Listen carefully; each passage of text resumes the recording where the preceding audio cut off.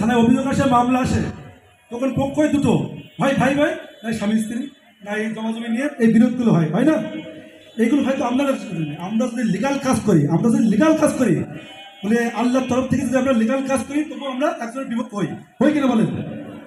আমরা আপনার এক ভাইয়ের পক্ষে কাজ করলে, যদি সে লিগাল থেকে তার কাজ করলে আর এক ভাই আমাদের শত্রু হবে কিনা বলেন? আজকে আমি বেশি কথা বলবো, আমার মনে অনেক দুঃখ, অনেক কষ্ট, আমি ওদের ঘুমাতে পারিনি। এখন আমি ঘুমিয়ে ট্যাবলেট খেয়ে আমি ঘুমাই, আমাদের স্ত্রীর কাছে জিজ্ঞেস করেন, আমি ঘুমিয়ে ট্যাবলেট খেয়ে ঘুমাই। ঠিক আছে, আপনাদের যদি পুলিশের প্রয়োজন হয়, একটাই দাবি, আপনারা মাঠে নামেন, সারা বাংলাদেশের জনগণ বলুক যে পুলিশ আপনাকে লাগবে, আপনারা মাঠে আসেন। শুধু মনির থানা দিয়ে শুরু করেন। আপনারা কোনো রাজনৈতিক দলের পক্ষে আমি কথা বলতেছি না, আপনারা কি করবেন কি না করবেন সেটা আপনাদের বিষয়। যদি মনে করেন আপনাদের চোর, ধর্ষণ, ডাকাতি, রাজধানী ঠেকানো লাগবে, পুলিশ লাগবে, যদি আপনারা মনে করেন, তাহলে আমরা যাবো। আর যদি মনে করেন যে পুলিশ লাগবে না, অন্য কোনো বাহিনী, অন্য কোনো সংস্থা, যে কোনো সংস্থা দিয়ে যদি পুলিশ মানে দেশ চলে, আমরা দেখি, আমরা বসে থাকবো, আমরা রিক্সা চালাবো, আমরা চলে যাবো। আপনাদের বিবেকের কাছে প্রশ্ন ছেড়ে দিলাম, যখন 999 থেকে রিক আসে, তখন আপনি আপনার ভাইকে না ডেকে, মাকে না ডেকে, বাবাকে না ডেকে কেন 999-কে কল দেন?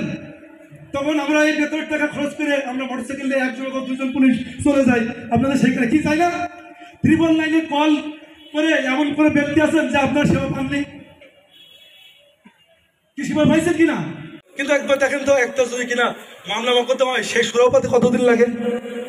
সেই সুরাওটা পাইতে কতদিন লাগে? বছরের পর বছর সেই সুরাওটা পায়। কিন্তু আমরা গিয়ে আপনাদের হাতে ধরে, পায়ে ধরে, আপনাকে কাছে ডেকে, আপনাদের বকা শুনে আমরা সুরাওটা করার চেষ্টা করি কিনা বলেন?